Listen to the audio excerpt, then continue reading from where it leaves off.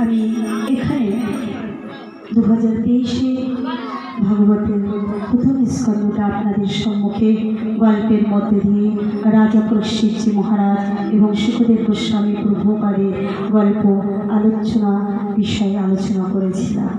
আজকের প্রথমে ভাগবতের প্রারম্ভে আমি আলোচনা করলাম রাধা নামের মহিমা। তো দেখুন, এই একবার রাধে নাম করলে ডাইরেক্টলি ভগবানের কাছে পৌঁছানো যাচ্ছে। তাহলে সেই রাধা নামের কি মাহাত্ম্য! তারা ব্রজে যারা আছে, ভাবুন তো, যারা ব্রজধামে আছে তারা সর্বক্ষণ রাধা ছাড়া আর কিছু নাম জানে না, চেনে না, বোঝে না।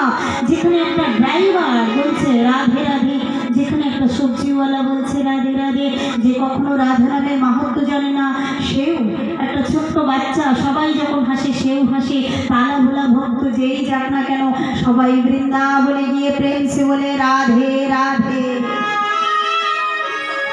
এই দেখুন, রাধারানী এমন একজন যে সুখ পাখিকে সুখ মুখাদমৃত দ্রব্য সংযুক্তম পিবাতম ভাগবতম রসমালয় মুহুরহুরুষিকা ভোগো ভাবুকা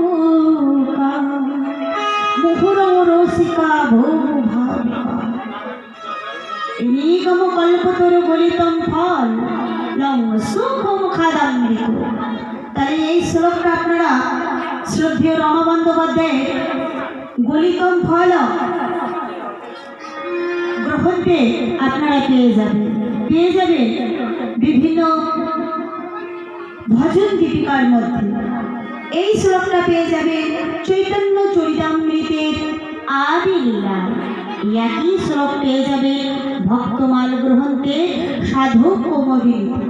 আপনারা বিভিন্ন গ্রন্থের মধ্যে এই শ্লোকটা পাবেন। তাহলে এই শ্লোকটা কত সুন্দর একটি শ্লোক, আপনাদের জানা থাকলেও আর একটাবার বলুন, আমার সাথে সবাই বলুন। নিগম কল্পতরু গলিতম ফলম সুখ মুখাদমৃত দ্রব্য সংযুতম পিবাতম ভাগবতম রসমালয়ম মুহুরহুরুষিকা ভোগো ভাবুকা। এর অর্থটা একটু জেনে নিই। নিগম কল্পতরু, আমরা জানি কল্পতরু মানে যিনি সবার মনোবাসনা পূর্ণ করে, সবার আশা পূরণ করে, ভক্তদের মনের বাসনা পূরণ করে, তিনি ভগবান কৃষ্ণচন্দ্র। একুলা ঈশ্বর কৃষ্ণ আরেশ ভেদ যারে জয়ীছে না চাই তৈছে সে করে তো। যাকে যেভাবে ভগবান নাচাবেন সেইভাবে সে নৃত্য করছে। তাই বলছে যে নিগম কল্পতরু, কল্পতরু একমাত্র ভগবান কৃষ্ণচন্দ্র, একলা ঈশ্বর কৃষ্ণ আর সব ব্যক্ত যারে জয়ীছে না চাই তৈছে সে করে নৃত্য। সেই নিগম কল্পতরু ফলটি প্রত্যেকের মনোবাসনা পূর্ণ করে। গলিতম ফল মানে তাকে একবার আস্বাদন করলে পাকা আমের মতো হয়ে যাবে। পাকা আম যেমন সুস্বাদু মিষ্টি, তেমনি সুন্দর এই ভাগবত কথামৃত। আস্বাদন করতে করতে, শুনতে শুনতে, শুনতে শুনতে, মিশতে মিশতে ভালো লাগবে, রুচি আসবে। বলছে তাম্বুল খাইলা যেমন মুখম বহুবার লাল হয়ে যায়, তেমনি কৃষ্ণ কথা বলতে বলতে বলতে বলতে বলতে বলতে দেখবেন তখন আলটিমেটলি আপনি নিজেই আপনি না চাইলেও আপনার দেহের ভিতরে হরে কৃষ্ণ কৃষ্ণ কৃষ্ণ হরে হরে, হরে রাম হরে রাম হরে হরে, প্রতিটা মুহূর্তে প্রতিটা সময় আপনার পরমাত্মা যেন বলেই চলেছে। আর এরই নাম ভক্ত। সুখ মুখাদমৃত দ্রব্য সংযুক্ত, সুখ পাখির মুখের কথিত দ্রব্য। এই সুখ পাখিটাকে রাধারানীর অতি প্রিয় একটি পাখি। সেই সুখ পাখি আপনারা দেখেছেন তো, একটা টিয়া পাখিকে যদি বলো রাধে রাধে, প্রেম সে বলো রাধে রাধে, ও কিন্তু বলবে রাধে রাধে। তো রাধারানী কি করতেন? গোবিন্দকে খুব ভালোবাসতেন তো, তাই সুখ পাখিটাকে বলতো যে সুখ একবার বলো কৃষ্ণ কৃষ্ণ, বলো একবার কৃষ্ণ কৃষ্ণ, বলো প্রেম সে বলো কৃষ্ণ কৃষ্ণ। এখন পাখিটা বলে উঠেছে কৃষ্ণ কৃষ্ণ। আর যখনই বলেছে রাধারানী তখন তার এই অধরম দিয়ে, অধরম মধুরম বদনম মধুরম নয়নম মধুরম হৃদয়ম মধুরম, সেই রাধারানী বলিনি তাই বলতে গেলেন। সেই রাধারানী কি করলেন, পাখিটাকে জড়িয়ে ধরে তার চঞ্চু অর্থাৎ ঠোঁটে চুম্বন করলেন। আর যখনই এই পাখিটাকে চুম্বন করলেন, সেই রাধারানী কত ভাগ্যবান পাখি দেখুন, যাকে যোগী মণি ঋষি কেউ ধ্যানে জ্ঞানে পায় না, এখানেও রাধারানী অধরম বলেই তো আজকে এই পাখিটা পাচ্ছে। সেই পাখি উড়ে যাচ্ছে, কৃষ্ণের কাছে চলে গেছে। আর কৃষ্ণের কাছে গিয়ে বসে বসে বলছে কৃষ্ণ কৃষ্ণ কৃষ্ণ। তখন গোবিন্দ বলছে बहुत बार तो कृष्णा कृष्णा बोलिए, तो एक बार प्रेम से राधा बोलिए तो। এখন গোবিন্দ তো রাধারানীকে ভালোবাসে, রাধারানী কৃষ্ণকে ভালোবাসে, তাই রাধারানী কৃষ্ণ বলা শিখিয়েছে ওই পাখিটাকে। যে যাকে ভালোবাসে তার নাম শিখিয়েছে। এখন গোবিন্দের সম্মুখে রাধারানী যেমন করে শিখিয়েছে ঠিক তেমন ভাবে আজকে বলছে কৃষ্ণা কৃষ্ণা। গোবিন্দ বলছে बहुत बार तो कृष्ण नाम बोलिए, तो एक बार प्रेम से बोलो राधे राधे।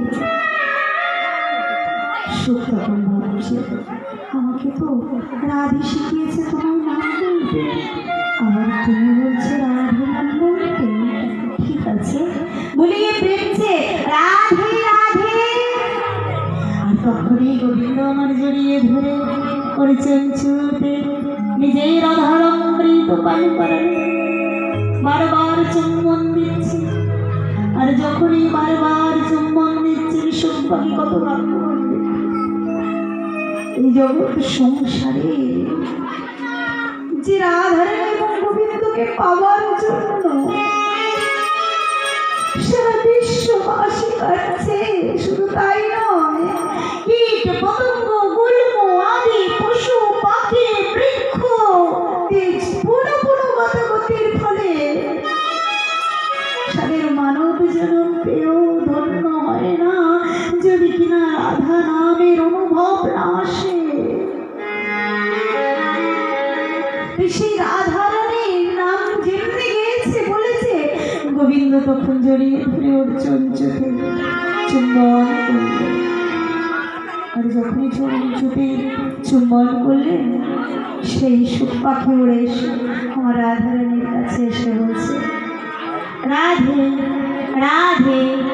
কারণ ওখান থেকে তো শিখিয়ে পাঠিয়েছে।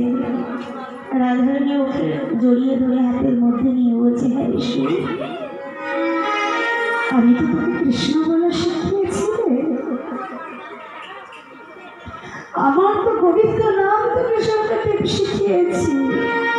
যে নাম শুনলে, যে নাম গাইলে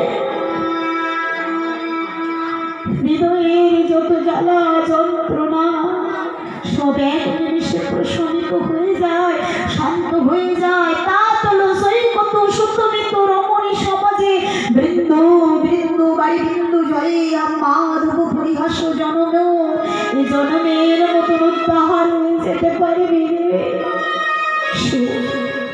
তুমি কৃষ্ণ বলো, তুমি কৃষ্ণ বলো। ততই এবার রাধারানীর নাম গাইছে রাধে রাধে রাধে। রাধারানী আমার বলছে কে রে, তোকে আমার নাম কি শিখিয়েছে। জড়িয়ে ধরে সুখ পাখিকে নিয়ে আদর করছে। তাই যেখানে ভাগবত কথা অমৃত হয় না, পৃথিবীর পক্ষীরা যেখানেই থাকুক না কেন তারা আস্বাদন করে। তেমনি সুখ পাখির মতন হতে হবে। সুখ মুখামৃত দ্রব্য সংযুক্ত। এই জগতে অনেকে পাখি হত্যা করে, অনেক কিছু হত্যা করে আনন্দ পায়।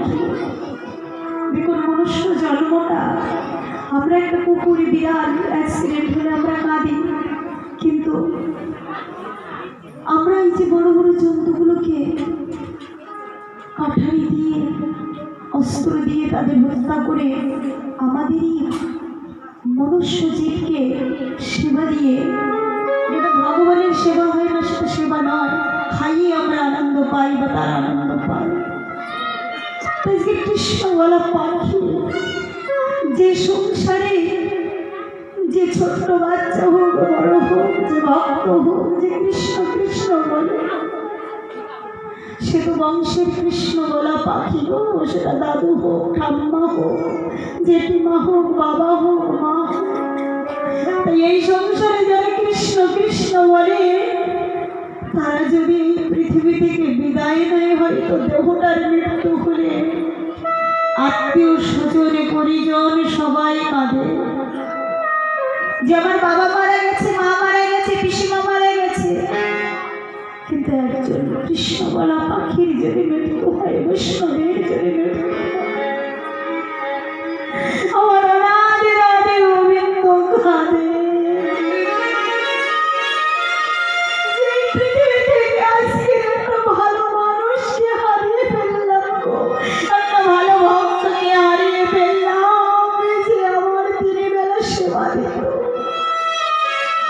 কাদের বৃন্দা যে ভক্তি দেবী মহারানী, যে আমার বৃক্ষে প্রতিদিন জল প্রদান করতে। কাদের যে গৃহে সুন্দর সুন্দর পুষ্পগুলো চয়ন করে ভক্ত ভগবানের চরণে দিতে, সেই মাধবী, নয়নতারা, টগর, মালতী ওরা কাঁদে।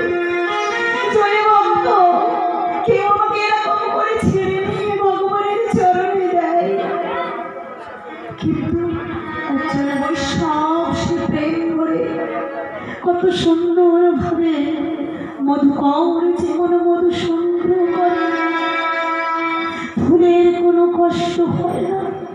আমার বৈষ্ণবী তেমনি ভাবে পুষ্প তুলসী চয়নে করে গোবিন্দ চরণে অর্পণে করে। তাই শুধু পৃথিবী কাঁদে না, পৃথিবীর আত্মীয় স্বজন কাঁদে না, একজন ভালো মানুষের মৃত্যু হলে ভগবানও কাঁদে।